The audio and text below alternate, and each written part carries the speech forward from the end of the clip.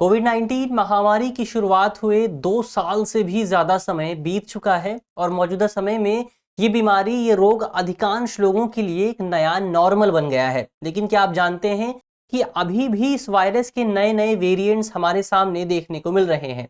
आज इस वीडियो में हम इन्हीं नए वेरिएंट्स पर बात करेंगे और जानेंगे कि आखिर ये जो वेरिएंट्स हैं, जो नए-नए वेरिएंट्स हमें देखने को मिल रहे हैं, ये वेरिएंट्स आगे आने वाले समय में कितने खतरनाक साबित हो सकते हैं। मेरा नाम है अक्षय और आपका स्वागत है दृष्टि आईएएस की इस नई वीडियो में। वीडियो शुरू करते हैं और सबसे पहले वीडियो की रूपरेखा को समझ लेते हैं, यानी उन बिंदुओं की बात कर लेते हैं जिनके माध्यम से हम अपनी चर्चा को आगे बढ़ाएंगे। तो वीडियो में सबसे पहले हम न्यूज़ यानी खबर पर बात करेंगे। इसके बाद ये जानेंगे कि कौन कौन से नए वेरिएंट्स मौजूदा समय में हमारे सामने आए हैं और ये जो नए वेरिएंट्स हैं, नए वेरिएंट्स में जो XBB वेरिएंट्स है, जो कि मौजूदा समय में दुनिया भर के अलग अलग देशों में काफ़ी ज़्यादा प्रचलित हो रहा है, ये वेरिएंट्स इतना विशेष क्यों है, इस पर भी बात करेंगे और इसके तमाम पहलुओं को जानने की कोशिश करेंगे। साथ ही ये भी जानेंगे कि ये नए वेरिएंट्स कितना बड़ा खतरा पैदा कर सकते हैं और क्या इन नए वेरिएंट्स की वजह से हम एक नई कोविड-19 लहर की, एक नई वेव की संभावना जता सकते हैं, इसको भी समझने की कोशिश करेंगे।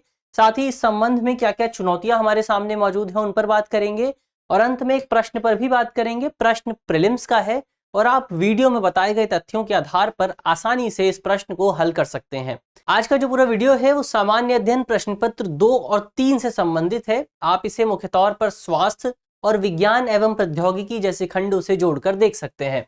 चलिए वीडियो शुरू करते हैं और सबसे पहले आज की हमारी खबर देख लेते हैं। आज की हमारी जो न्यूज है वो इंडियन एक्सप्रेस के एक्सप्लेन्ड सेक्शन से है। हमारी खबर है new Covid variants like BF.7 XBB spreading across globe, what risk do they pose. यानी इस तरह के जो नए नए वेरिएंट्स हैं वो दुनिया भर के अलग अलग देशों में हमें देखने को मिल रहे हैं और इस पूरी खबर में बात की गई है कि ये जो नए वेरिएंट्स हैं, ये वेरिएंट्स भविष्य में किस तरह की संभावनाएं, किस तरह कितने खतरनाक साबित हो सकते हैं, इसको समझने की कोशिश की गई है। चलिए आगे बढ़ते हैं और सबसे पहले कौन कौन से नए वेरिएंट्स हमें देखने को मिल रहे हैं, उन नए वेरिएंट्स पर बात कर लेते हैं। तो दुनिया भर के अलग अलग देशों में हमें अलग अलग तरह के कोविड-19 वेरिएंट्स देखने को मिल रहे हैं। उदाहरण के लिए अमेरिका में मौजूदा समय में 3 वेरिएंट्स ऐसे हैं जो सबसे ज़्यादा प्रचलित हैं और सबसे ज़्यादा संक्रमण कर रहे हैं। कौन कौन से हैं वो 3 वेरिएंट्स? तो इसमें पहला वेरिएंट है BQ.1, दूसरा वेरिएंट है BQ.1.1 और तीसरा वेरिएंट है BF.7। तो ये 3 वेरिएंट्स हैं जो सबसे ज़्यादा खतरा उत्पन्न कर रहे हैं अमेरिका में और इन 3 वेरिएंट्स की वजह से अमेरिका में कोविड-19 के मामलों में लगातार व्यापक स्तर पर बढ़ोतरी देखने को मिल रही है। अमेरिका के सेंटर फॉर डिसीज कंट्रोल के आंकड़ों की माने तो इन कोविड-19 वेरिएंट्स की वजह से ये जो 3 वेरिएंट्स हैं, जो 3 सबसे खतरनाक वेरिएंट्स हैं, सबसे पहला वेरिएंट्स है BQ.1 और BQ.1.1।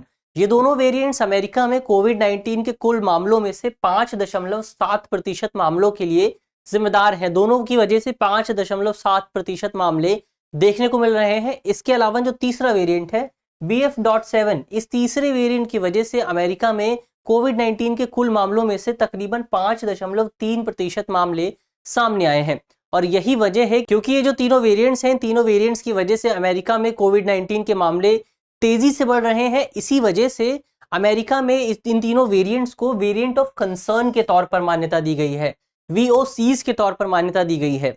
वेरिएंट ऑफ कंसर्न्स क्या होते हैं? तो वेरिएंट ऑफ कंसर्न्स ऐसे वेरिएंट्स होते हैं जो लगातार बहुत तेजी से बढ़ते हैं, इनकी हॉस्पिटलाइजेशन की जो रेट होती है वो भी बहुत ज़्यादा होती है और इनमें मृत्यु दर भी बहुत ज़्यादा होती है। इसके अलावा इन वेरिएंट्स की एक विशेषता ये भी होती है कि ये जो वेरिएंट्स होते हैं ये प्रचलित वैक्सीन्स के दबाव में नहीं आते हैं और उन प्रचलित वैक्सीन्स के अनुरूप खुद को बना लेते हैं। तो इस तरह से प्रचलित वैक्सीन्स के माध्यम से इन वेरिएंट्स से निपटना काफ़ी ज़्यादा मुश्किल हो जाता है। इसके अलावा यूके की बात करें, यूनाइटेड किंगडम की बात करें तो वहां पर 2 वेरिएंट्स बहुत ज्यादा प्रचलित हैं। पहला वेरिएंट है BQ.X और दूसरा वेरिएंट है BF.7 जो कि अमेरिका में भी प्रचलित है। और यूके के जो स्वास्थ्य विभाग है उससे संबंधित जो आंकड़े स्वास्थ्य विभाग द्वारा जारी किए गए हैं, उन आंकड़ों की माने तो मौजूदा समय में कुल कोविड मामलों की संख्या में BF.7 वेरिएंट की जो हिस्सेदारी है वो तकरीबन 7.26% के आसपास है।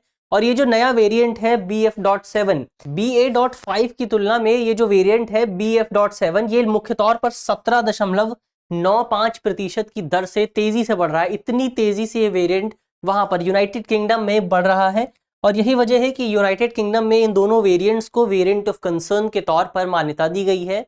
इसके अलावा सिंगापुर की बात करें तो सिंगापुर में रिकॉम्बिनेंट वायरस है एक XBB। रिकॉम्बिनेंट वायरस क्या होते हैं? तो रिकॉम्बिनेंट वायरस वो वायरस होते हैं जो मुख्य तौर पर दो वेरिएंट से मिलकर बने होते हैं।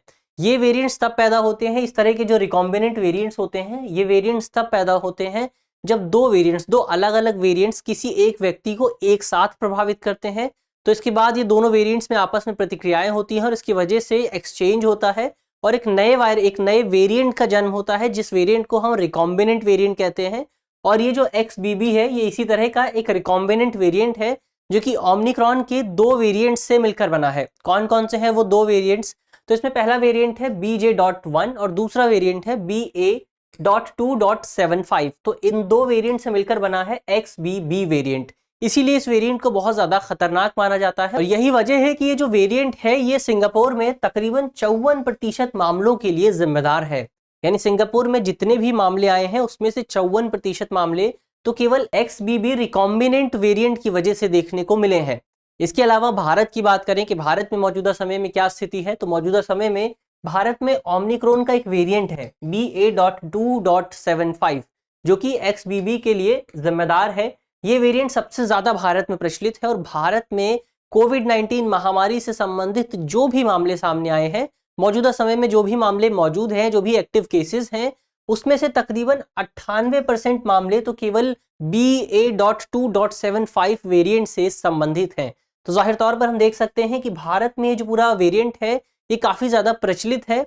इसके अलावा एक विशेष बात यह है कि भारत में मौजूदा समय में XBB वेरिएंट जो कि सिंगापुर में बहुत ज्यादा प्रचलित है, इस वेरिएंट के भी बहुत सारे मामले देखने को मिल रहे हैं और ये वेरिएंट भारत में बहुत तेजी से बढ़ रहा है। इसकी संक्रमण दर जो है वो भारत में बहुत तेजी से बढ़ रही है। तो इसी वजह से इस वायरस से संबंधित कुछ बुनियादी बातों को जान लेना जरूरी हो जाता है। तो आगे बढ़ते हैं और XBB वेरिएंट के विषय में कुछ बातें जान लेते हैं। तो हमने पहले ही बात की कि ये जो XBB वेरिएंट है ये एक रिकॉम्बिनेंट वेरिएंट है। रिकॉम्बिनेंट वेरिएंट का मतलब है कि ये दो वेरिएंट से, दो कोविड-19 वेरिएंट से मिलकर बना है। कौन कौन से हैं वो दो वेरिएंट्स? तो इसमें पहला वेरिएंट है BJ.1 और दूसरा वेरिएंट है BA.2.75। तो इन दो वेरिएंट से मिलकर बना है XBB रिकॉम्बिनेंट वेरिएंट। तो यहाँ ये दो वेरिएंट से मिलकर बना है और इस पूरे वेरिएंट का पहला मामला हमें सिंगापुर में देखने को मिला था। हमें सिंगापुर में अगस्त 2022 में इसका पहला मामला देखने को मिला था।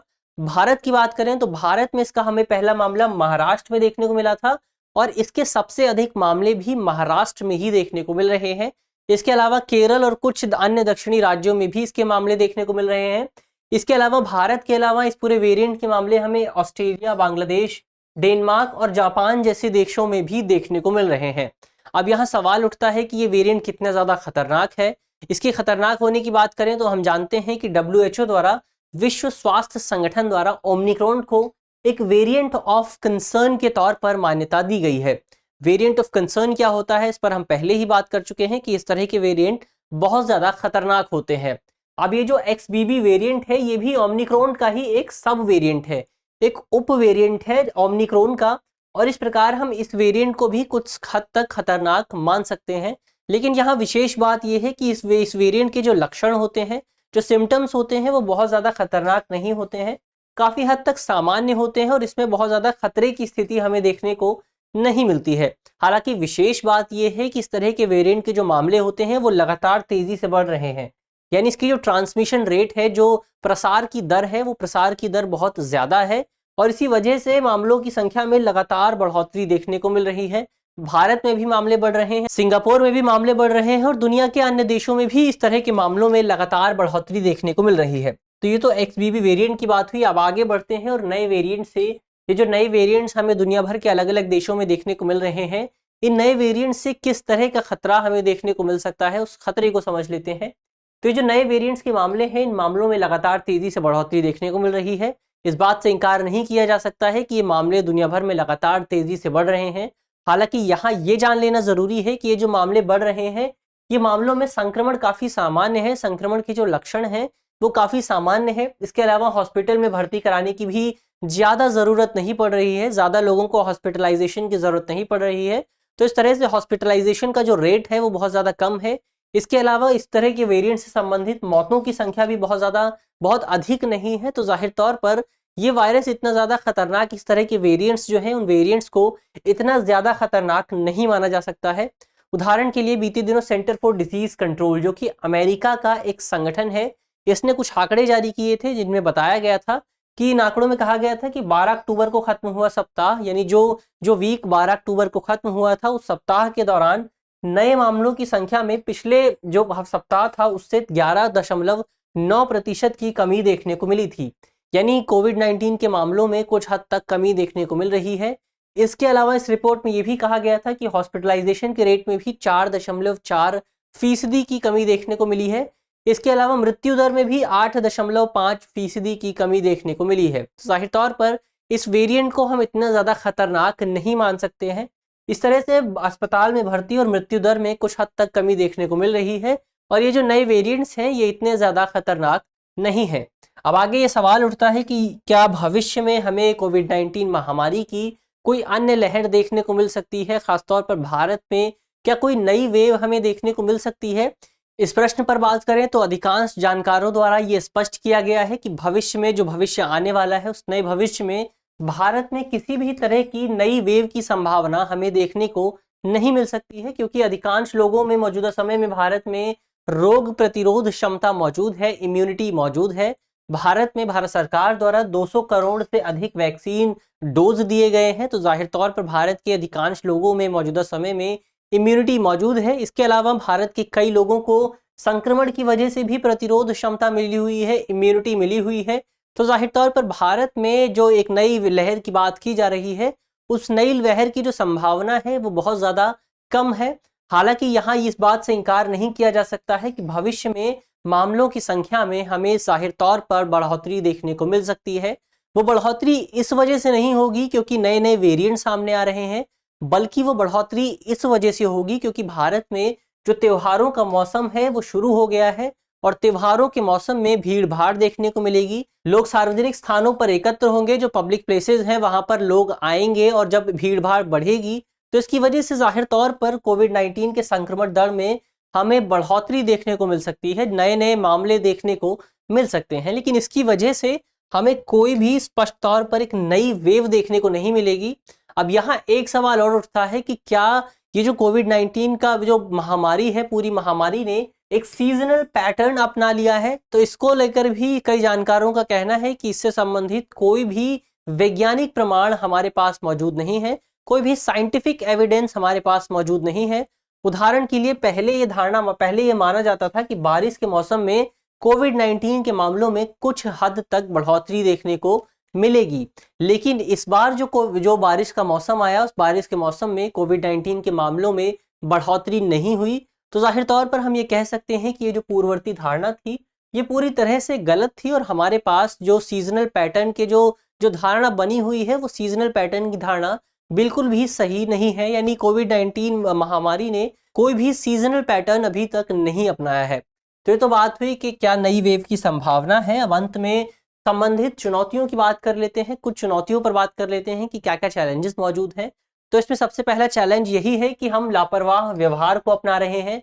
जब से कोविड-19 महामारी से संबंधित, कोविड-19 से संबंधित, वायरस से संबंधित जो मामले हैं उन मामलों में कुछ हद तक कमी आई है, तभी से लोगों द्वारा मास्क का उपयोग नहीं किया जा रहा है, सार्वजनिक स्थलों पर लोग मास्क का उपयोग नहीं कर रहे हैं। इसके अलावा सैनिटाइजेशन पर भी ज्यादा ध्यान नहीं दिया जा रहा है, सैनिटाइजर का उपयोग नहीं किया जा रहा है। तो इन तमाम लापरवाहियों की वजह से हमें भविष्य में कोविड-19 से संबंधित कई मामले देखने को मिल सकते हैं और इसके मामलों में हमें बढ़ोतरी देखने को मिल सकती है। इसके अलावा एक दूसरी चुनौती वायरस के उत्परिवर्तन को लेकर भी है, वायरस के म्यूटेशन को लेकर भी है। वायरस लगातार अपने आप को नई नई परिस्थितियों के हिसाब से बदल रहा है और साथ ही वैक्सीन के हिसाब से भी अपने आप में कुछ परिवर्तन कर रहा है, जिसकी वजह से जो मौजूदा वैक्सीन्स हैं उन मौजूदा वैक्सीन्स के माध्यम से इन नए म्यूटेशंस से निपटना काफ़ी ज़्यादा मुश्किल हो गया है, काफ़ी ज़्यादा चुनौतीपूर्ण हो गया है। और यहीं से हमारी तीसरी चुनौती भी सामने आती है। तीसरी चुनौती ये है कि दुनिया भर में मौजूदा समय में नई वैक्सीन विकसित करने पर ज़्यादा जोर नहीं दिया जा रहा है, बल्कि ज़्यादा जोर इस बात पर है कि जो पुराने पहले से वैक्सीन विकसित की गई हैं उन्हीं वैक्सीन्स की मैन्युफैक्चरिंग पर जोर दिया जाए। अब जब नई वैक्सीन विकसित नहीं होंगी तो जाहिर तौर पर ये जो नए नए म्यूटेशन सामने आ रहे हैं, जो नए नए वेरिएंट सामने आ रहे हैं, ये वेरिएंट्स आगे आने वाले समय में और ज़्यादा गंभीर हो सकते हैं। तो ये तो कुछ चुनौतियां हुई, कुछ चैलेंजेस हुए। अब अंत में एक प्रश्न की बात कर लेते हैं। प्रश्न प्रीलिम्स का है और आप वीडियो में बताए गए तथ्यों के आधार पर इस प्रश्न को आसानी से हल कर सकते हैं। हमारा प्रश्न है कि हाल ही में चर्चा में रहे XBB वेरिएंट के संबंध में निम्नलिखित कथनों पर विचार कीजिए। हमारा पहला कथन है ये कोरोना वायरस के ओमिक्रॉन वेरिएंट का सब वेरिएंट है। हमारा दूसरा कथन है कि ये एक रिकॉम्बिनेंट है, यानी दो वेरिएंट्स के संयोजन से बना है। आपको बताना है कि इन दोनों में से कौन सा कथन सही है। ऑप्शन ए है केवल एक सही है, ऑप्शन बी है दो सही है, ऑप्शन सी है एक और दो दोनों सही है, ऑप्शन डी है कि दोनों में से कोई भी सही नहीं है। मुझे आशा है कि इस वीडियो के माध्यम से जिन बिंदुओं पर चर्चा की गई है वो आपको समझ में आएंगे और यदि आपके प्रश्न पत्र में इससे संबंधित कोई भी सवाल आता है तो आप उसे आसानी से हल कर सकेंगे। इस सवाल का जवाब आप कमेंट बॉक्स में दे सकते हैं। इस तरह की अन्य वीडियो देखने के लिए आप हमारे चैनल को भी सब्सक्राइब कर सकते हैं। धन्यवाद।